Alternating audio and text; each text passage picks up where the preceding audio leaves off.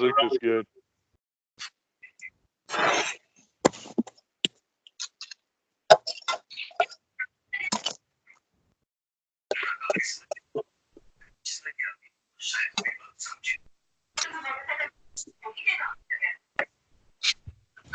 All right.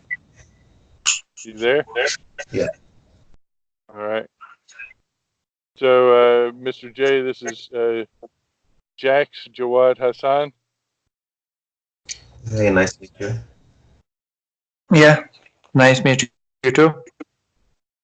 So recently, Jack's dad had some health problems, and I guess he's going in for a checkup tomorrow. So I'm glad to hear he's doing okay. Family comes first. Yeah. Mhm. So it's going to be a little tricky getting everybody's time frame down. Now, just to kind of give a little background, piece by piece, Jawad and I have been working together for a little, I guess, probably over 2 years now. He also graduated school.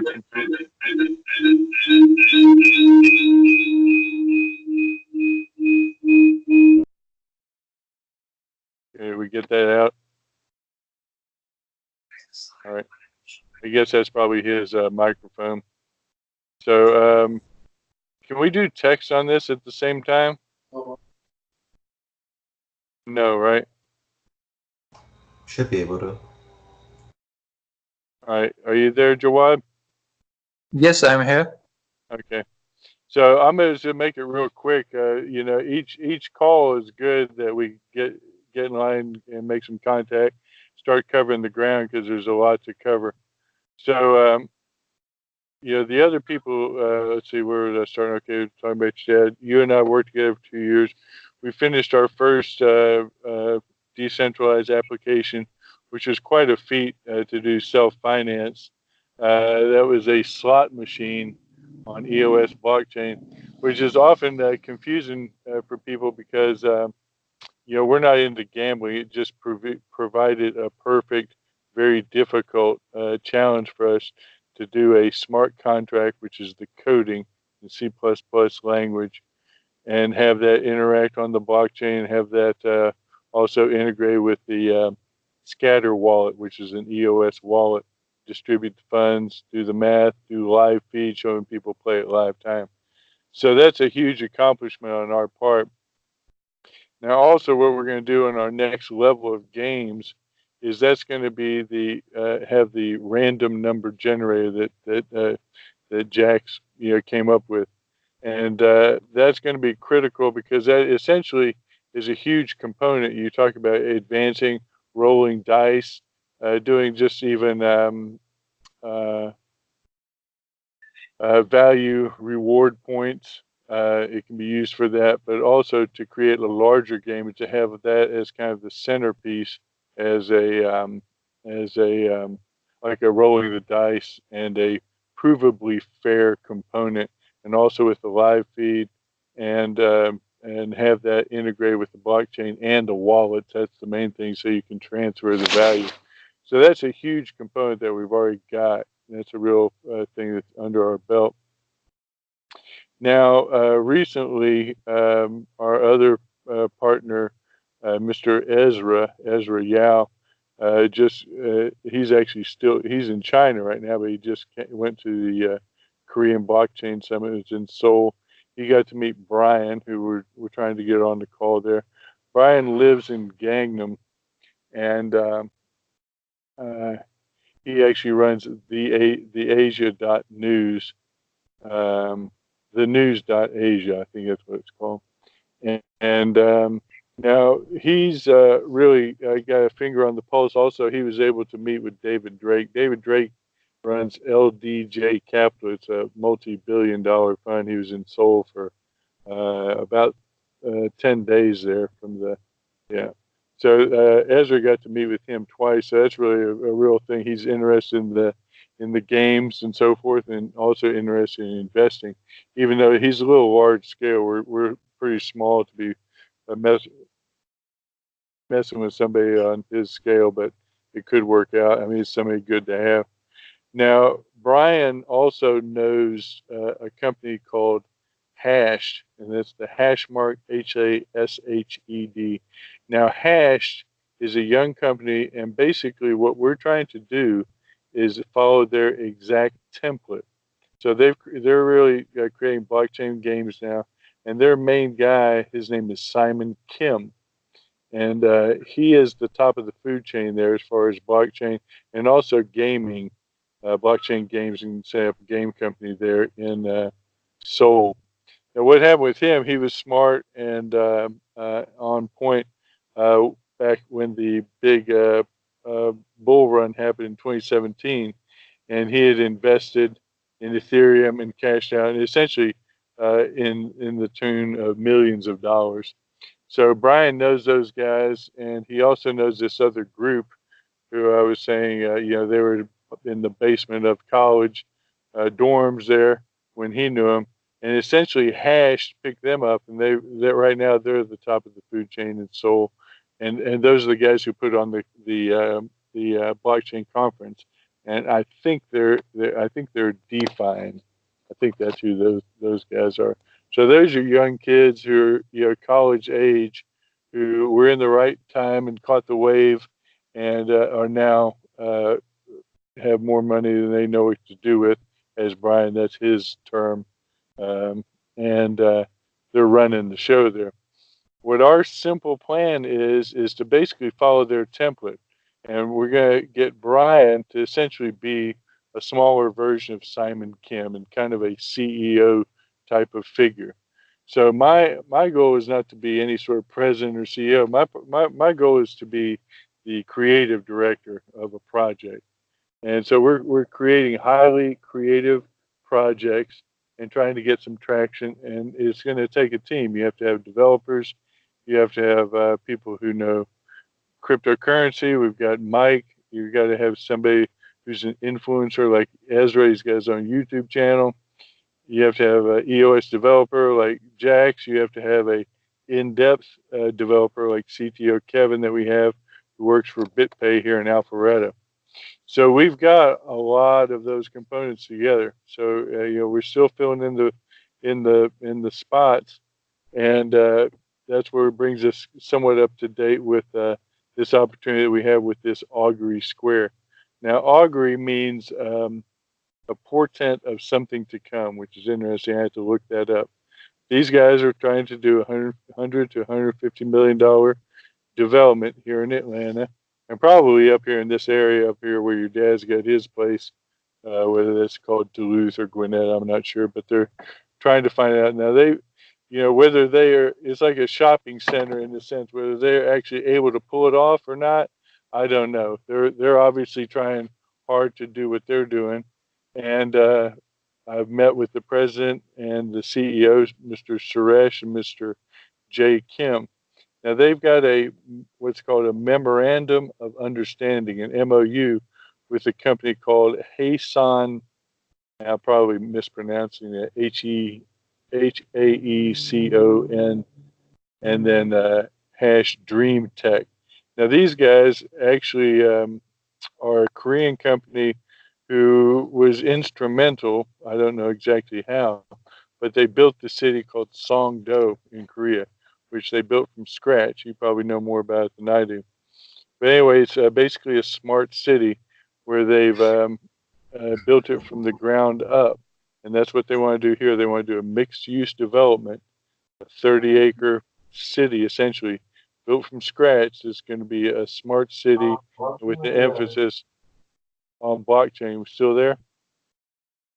Can you hear me all right, guys? Okay, I see you're both muted, but that's fine. That's fine. Yeah. Mm-hmm. Okay, everybody good? Yes. Okay. So anyway, so I met with them last week, and we had a real good meeting. It's always a lot to cover when you're talking about blockchain, because you have to cover our history, who we are, where we see the opportunity. Then you've got all sorts of variations. As an example, you've got EOS as a new blockchain. They just upgraded to EOS.io 2.0. Then you've got Ethereum. And a lot of people have bet on Ethereum, a lot of big companies. And in my opinion, and many people's opinion, Ethereum is not going to work. It's not scalable. It's going to have all kinds of problems. And there's a lot of competition between Ethereum people and EOS. And I mean, Ethereum people just, I mean, they talk very badly about EOS. And so I wouldn't say it's both ways. It's really coming from Ethereum as far as them talking bad about EOS. I don't think EOS really pays any attention to Ethereum. But it's just good to know that because, I mean, a lot of people have staked their whole, if they've built up to this point, they probably built on Ethereum. All right.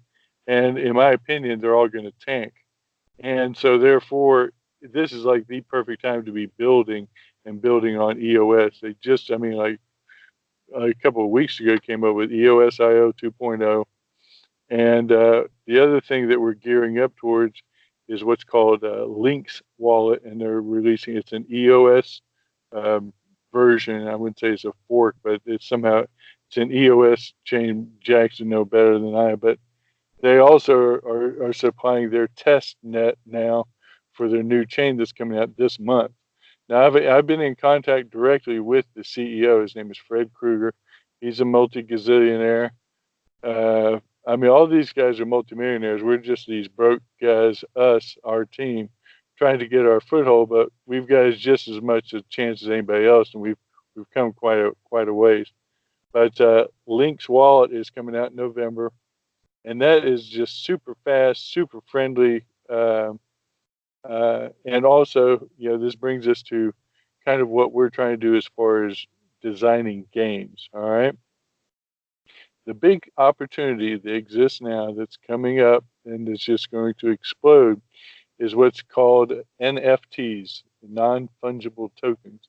And that can be compared to like baseball cards. In other words, baseball cards that are rare become very valuable. Now, you can't exchange them for money. It's not exchangeable in that sense, but they're worth money. And the whole thing about blockchain is it creates scarcity. I'm going to talk real briefly about blockchain real quick, and then we'll wrap this call up. So anyway, we're trying to set Brian up to be kind of a Simon Kim. And so we have that component going on there in Soul. And then we're trying to do our version of something that appeals to this project, this Augury Square project.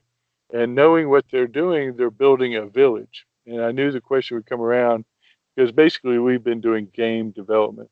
But I knew that they would be more in tune for something that has some sort of tangible physical component to it. So I modified our idea, and it's turned out, I think, to be a great idea of coming up with Jeju Cafe. So it has a game component, but it also has a bricks and mortar real world element to it that's basically attached to the digital fabric, but has a real world component. And that also, I think, would have some appeal, and it did have some appeal. They really liked the idea. They saw, you know, immediately started thinking about the ideas of blockchain and coffee and the supply chain of juice and where all the stuff is coming, non-GMO fruit and tracking the coffee beans, all these other ideas, which are great. So also the idea of doing a freestanding kiosk, then that separates us out. So we're not even dependent on them. So our plan stands by itself and can continue on with or without them. And then also the other concept is that it's doing something that's franchisable. We could do this somewhere else because blockchain is really becoming a huge buzzword now, and everybody's into it. So we've done a lot of advanced groundwork, and so to have something like that to be able to present, I think it's going to be valuable. It shows somebody a direct line of how they can make money. That's the other big factor. How you're going to make money? How's this thing going to turn a profit, and so forth. So we've got a lot of revenue streams that can be generated through that. Okay, let me wrap this up with two final things about blockchain, because blockchain is extremely complex and it confuses people. And so we're always trying to find very good ways to describe blockchain, so that the average person can get their mind around it. So one of the key factors that I like to use is comparing blockchain to what we already know as the internet. And the explanation goes something like this: we have the internet. We've just come through the information age, and what the internet provided. When the internet first showed up, much like aviation, people really didn't see the use case for it. Okay, planes were around for a long time before they really started to find the use cases for planes, and a lot of people didn't even think aviation was going to be that big of a deal. Same thing with the internet. A lot of people didn't think it was, what is it? It's kind of confusing. And then also very difficult in the beginning stages, like dial-up was slow. First you could send messages, but you couldn't send pictures. Then you could send pictures, but you couldn't send video. Now you can send video. And at the same time, you have the peripheral technology like smartphones that are accelerating the pace. So now you've got phones that basically do everything: touchscreen, sending video, extremely quick downloads, and so forth. So we've seen the way that growth is. Now the blockchain is essentially a new layer of the internet, and the difference being this, and this is a key factor, and then we'll close this call. The factor is this: the information age goes back, we can say, even to the Gutenberg press, 400 years ago, when they came up with the first printing press, and that allowed people to do two things. One, to make copies. So at that time, obviously everything was handwritten, but now they can make copies. So it had twofold impact. One, just the physical ability to make copies, but the other ramification of opening up people's minds. Now that they had the thoughts, they were able to read books and philosophy, and that's when the knowledge spread. So more so than the physical printing of paper comes the knowledge. That's a key factor. Now, the internet is the age of information. What the internet does, it allows us to do copies. When you send an email to someone, you're actually sending them a copy. When you're sending a photo, you're sending a copy of that photo. A video, you're sending a copy of that video.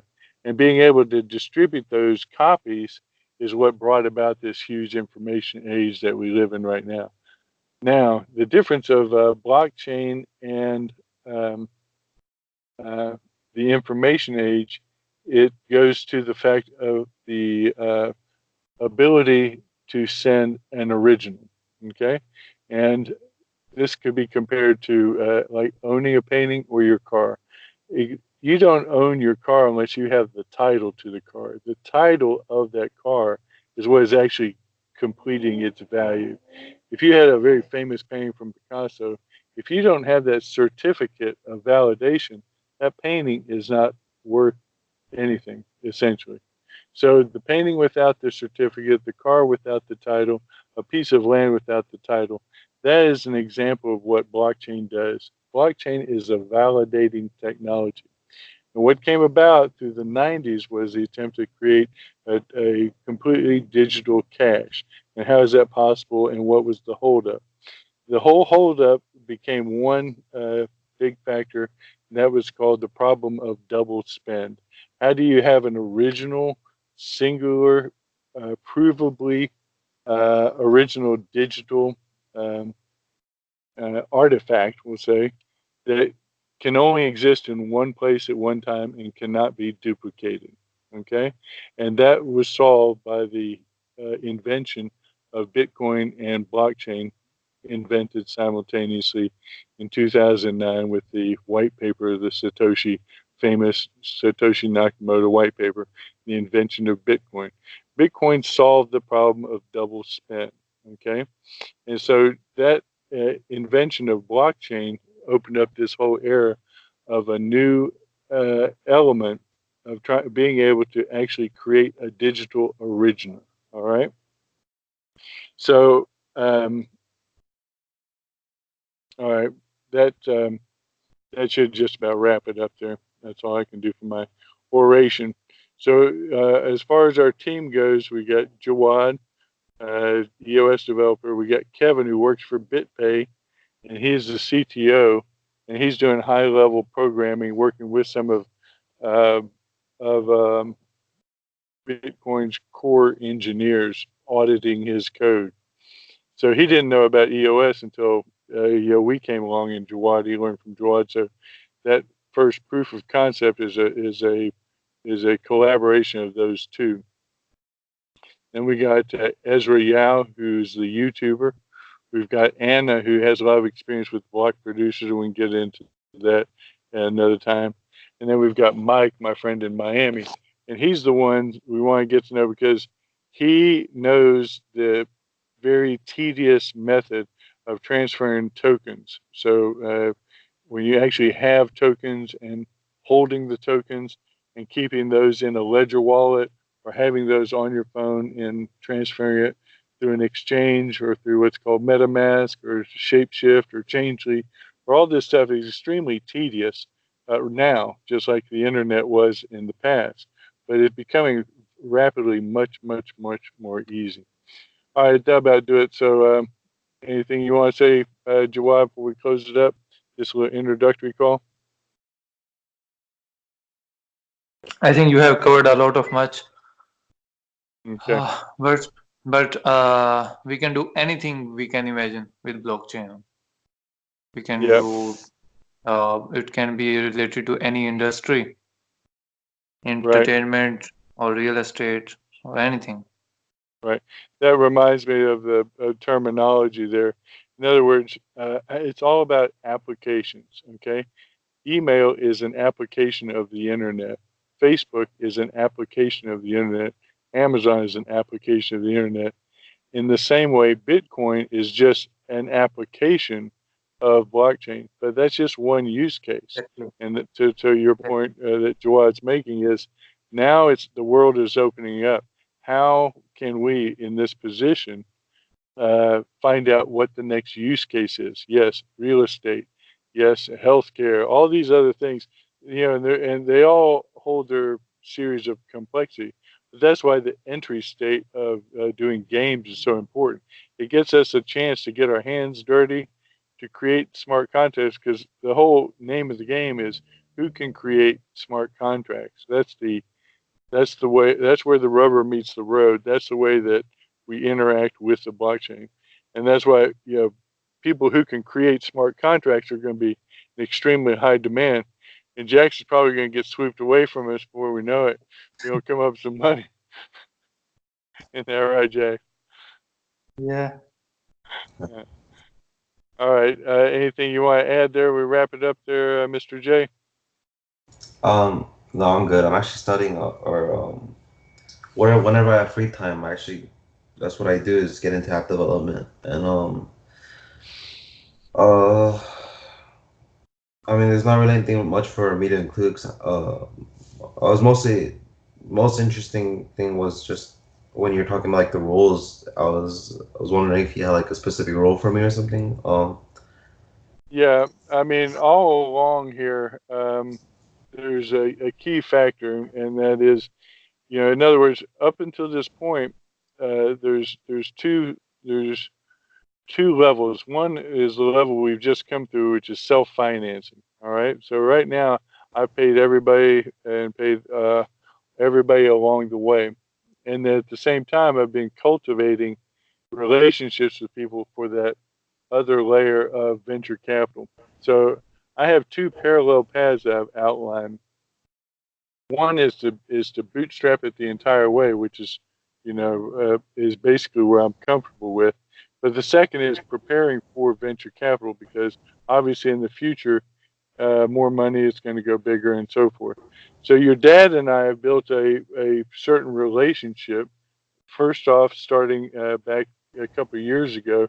In other words, I've always known I'm going to transition from doing the tree work that I run a crew, and that's how I met your dad and your uncle, Mr. BJ, and that is doing tree work for them. So they have a certain amount of respect for me because the jobs I did for them is pretty tough, and they see I run a crew, and we come in, we get the job done, we're serious guys, and I think I earned a bit of respect, and I had mutual respect for them also.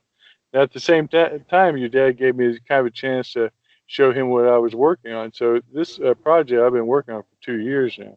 So I told him about Ethereum 2 years ago in 2017, which is now a very famous period of time in the whole cryptocurrency space. So when I showed him that, I was, not giving financial advice, but recommending. I was showing him Ethereum that this is getting ready to explode, and I was correct at that time. That was when Ethereum was $40. In 6 months, it went from $40 to $1,200, and Bitcoin went from $3,000 to $20,000. So that was a fairly good call on my part, and it was made a pretty good impression with him. So I followed up on that. I've traveled a lot. I went to Malta, and so I don't see him but once, maybe every 6 months or something like that. But after we changed from Ethereum and Jackson and I started working together, we started developing on EOS, and I realized what a potential that is and watching it go up and down. Now, at that point in time is when I came to his office. I said, "This is how I called the last one. This is the next one that is coming up. It's called EOS." So then we had a bull run for EOS. These things come in waves, all right, and that's my point that I'm making. They come in waves, and it's a natural wave. It's not that one day it's good and one day it's bad. What happens is it's just a natural progression. It's a natural market. In other words, as people get interest in it, the price goes up. When the people get the price goes up, let's say they doubled or tripled their money, then those people are going to go and sell and take their profits and call it a day for that moment, which is natural. If you got money in something, all of a sudden it doubles and triples, you go and get your money out, and that's a natural evolution of it. And then what happens is a whole new group of people see, wow, those guys made profit, so they enter into the market, and then another wave comes up, and of course then they sell theirs up. So it's a continual rising and falling in the market. So that was the second wave. Now a third wave is coming up here, and I've earned a little bit of street credibility with your dad, okay? And I've realized that this next phase is the battle is actually uh, within hundreds and a few thousands of dollars, all right? The first phase right now that we're facing is about $15,000 hurdle, and that's what I've been approaching your dad about. So the actual role, if in fact you don't have any interest in this, is basically to interface, take all of this information, which is a lot of information I could never explain to your dad if I sat down with him for a couple hours, even though I've run it by him a couple times and he gets it. It would help us and help him because there's an opportunity here, especially with this augury square. All right. So your role is actually, I'm going to try to keep it very simple, and that is within an hour or 2 hours, maybe in a week, is simply to, I'm going to have Brian and Mr. Jung essentially in the beginning create reports. They're going to spend 5 hours a week, and I've already worked it out with them. At $20 an hour, we're going to give them $100 a week each. All right. Now, of course, we're going to ramp that up, and they're worth more and so forth. But like I said, we're trying to gear Brian as kind of a CEO type of person. He'd be a perfect role. He's American. He speaks perfect Korean. He's in Seoul. Obviously speaks perfect English. He knows that entire lay of the land and what happened with Hash. He lives right there in Gangnam. That's where Hash got their office. They're running the show there. That's going to be that will be a billion-dollar company, and they started from nothing. So it is attainable. It's not like these guys had some super advantage. So we're going to try to, as a small team, just do what they did. We're going to be a small version of them. So your role in this is simply to take those reports, and if you want to add your own, interpretation of them, but we're going to give those to your dad like a weekly report or bi-weekly if nothing is really going on, and then that's the only role I actually see you as doing, because the deal is your dad's an important guy. He's a busy guy. This opportunity for this augury square is right up his alley, and because it's a Korean company that built Songdo. I've already met with the president. He's head of the Korean American Chamber of Commerce. Our little project is potentially only a little cafe kiosk with a game component that talked about the Blue Jeju. So we're just doing something that's very small and very attainable, in my opinion. But it could be an entree to something larger. And I already presented, the Blue Construction portfolio to Mr. J. I told him this is a gentleman who I've worked for, and I've got a lot of respect for your dad. I think he's, over the course of this journey for 2 years, he's kind of put up with me. But I mean, he doesn't have time. I mean, he's a busy guy for me to come in and try to explain blockchain, all this kind of stuff, games, all that kind of stuff. It's a young man's game, you know. That's why I'm also working with people like Jung, all right, in Korea. And it helps to get those inputs. So one, I would value your critique or criticism. Just as an example, I'll give you with Jung. We put our website together for this conference coming up. So Jung's checking it. He goes, "Yeah, man, this thing is really loading slow." And that stings. Any critique stings. But I immediately called up the web developer guy we got, Junai. Is that right? Yeah, Junai.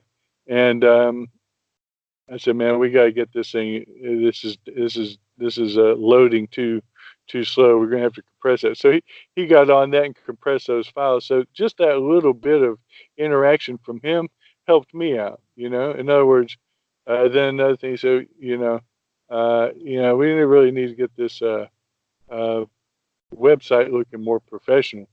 Now that really stung because I put a lot of work in those websites. I think they look good, but some people think that more of the template looks good, which I value somebody's criticism, even though it hurts. I critique. I'm very hard on Jawad when we're developing stuff, and then so you have to have your feelings in check. I don't want to critique people, but I appreciate critique. It always hurts, but it makes a better product. So I would appreciate your feedback because this is essentially a young man's game. In other words, we're going into games and we're actually going for a little different crowd. Our games are going to be geared towards EOS specifically at first. So we're really not trying to get the Korean market. We're not trying to get the young market. We're trying to get the EOS market who already own EOS. And it's about 250,000 people. They were spending $60 million a day on the EOS Bet Dice, which we modeled after our game. EOS Bet Dice is still the dominant app in EOS, and we've got a competitor. It's been sitting in the wings. We just don't have the funds to even barely move as it is. But we're putting this thing together literally for hundreds of dollars and then thousands of dollars. So getting back to your point of what your role is to take this long conversation like we had right here. No matter what, when you take blockchain, you got to spend 20 minutes, 30 minutes, 45 minutes just covering one point. Now that's way too much to ever expect for me to be able to interact with your dad on. But you could do that for us and help us move ahead. And there's a lot to be gained from it. One, obviously, we're moving into the blockchain industry, and we put a lot of work in. But this is a secondary one that's actually for your dad, and that is there's an opportunity to get put his card in the hat of this construction project. Like I said, it's $100 to $150 million. That's not a small thing; it's a big thing. It's Korean based, and so I mean he's got about 4 different check marks of why he could potentially land a contract out of there, or at least be in that mix. So that's a big opportunity. But if I go, I can't be dropping by his office. It'll just wear him out and so forth. So what I need, it's a great opportunity for him, and he's interested in the opportunity, sees the opportunity. The thing is, can I break this down to where he can just, in 15 minutes a week, and that's what my goal is. So I need 1 hour from you so that we could make one 15-minute presentation to him, and that we can move the ball forward. Does that make any sense to you? I guess so. Yeah. All right. Now, you know, um, So I'm so I mean, go ahead. basically a messenger for my dad. If you like it, if you want to expand that role, I'm trying to minimize it because I know you're going to school and you're working. You've expressed that you have a extremely full schedule. So I've took myself and figured out how I can distill this down to where it doesn't take your time, but we can move the ball forward, advance it, and actually seize the opportunity. Now, if you see opportunity there, I have other, I mean, like I say, we're making these really quick conversations, so I'm summing it up as fast as I can. You say just a messenger. Well, I mean, it sounds like if you want to expand the role, you can. That's up to you. There's plenty. There's a full plate. There's uh, plenty of opportunity here. I mean, yeah, that's So you know, you may not have any interest. You may not even like blockchain. You might not even like what we're doing. You know, you might not. But at the same time, you might say, "Well, man, maybe this is. It should be an opportunity there for you." At which point, I can show you how, in my opinion, how you can expand on it. yeah, no, I have, so we can expand it to your level of interest and your comfort level. So I've just given you the absolute minimum. If we can do that, that will move our ball forward. We've got a lot committed here, and I see it as one. There's separate opportunities. The idea of the construction element has nothing to do with me. I'm not in the construction business, but your dad is. I'm not Korean, but your dad is. So there's many different things that just by sheer coincidence have lined up. Now their thing, like I said, is they want to do a smart chain blockchain city. Boom. That's where we built our interest on. So I've met with them. Secondly, I came up with the cafe idea. Boom. Now they're very interested. Okay. So we've gone from interested to very interested. And so now I'm trying to follow up this week. And so I think I have a good presentation. And then our thing is to continually refine it, like I was talking about with June. Make a presentation, fall back. What do you think? What do you think? What do you think? I like this. I don't like that. Maybe you can try this. And yeah, we beat some ideas around. So that's about it. I think we covered about most of it there.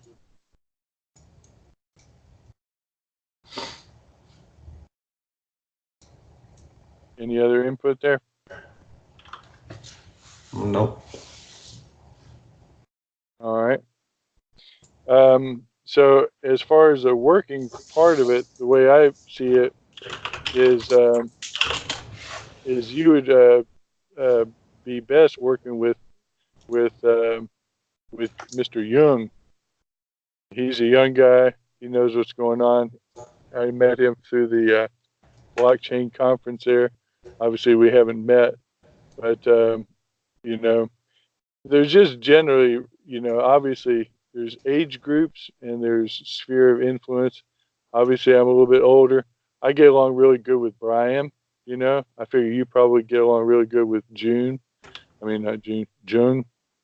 So, that would be a good way for Brian and I to kind of hammer out what we see as the next step and then pass that to June and have June give it to you and you drop it off at your dad and say, this is what's been accomplished.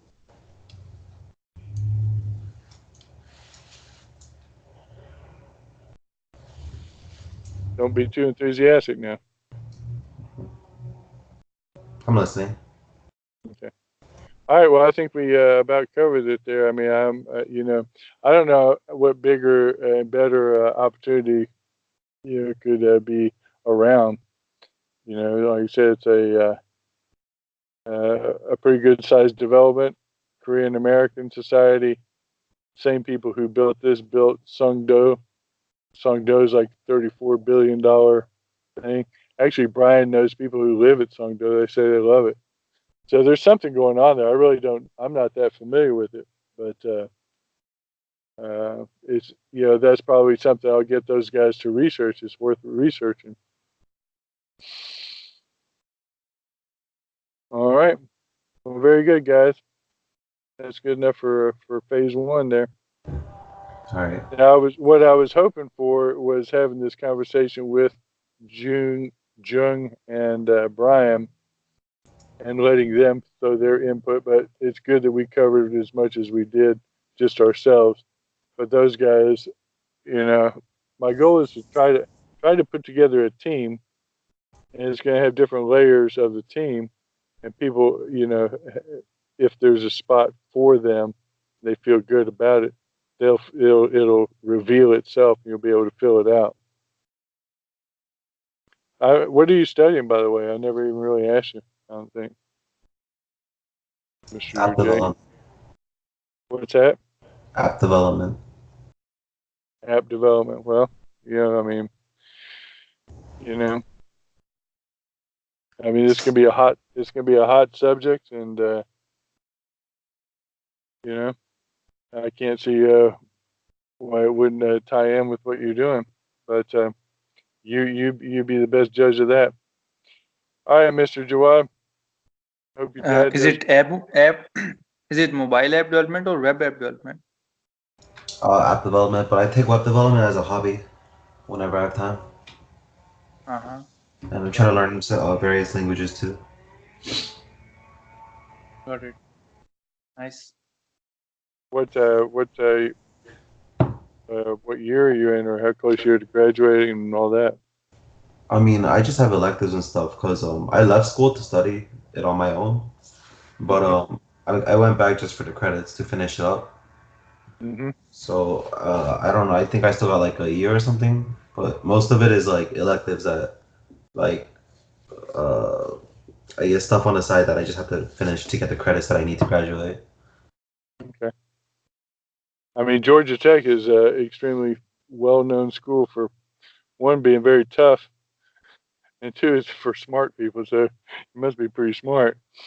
And I know it's gonna be tough, but it's a good place to be. I'm sure a lot's going on down there. Mm-hmm. All right. Well, with good fortune, like you said, you let us know what part you is, but the definite part that I see right now is I think there is a great opportunity here. One for us, two for your dad. At the same time, many developments come along. These guys, they may not. It's like I said, it's like a construction site. They've committed as much as they can to make their thing happen. Whether it happens or not, we don't know. I mean, but we can give our best try and try to do it in such a way that we still benefit. Whether or not that pans out, we're still moving forward. And the same with you, that there's some, side benefit from it also. So that's about it. And then next time we'll try to get on the call with Brian and June, see how that worked. All right. Okay. Okay. All right, guys. Talk to you later. All right. Bye.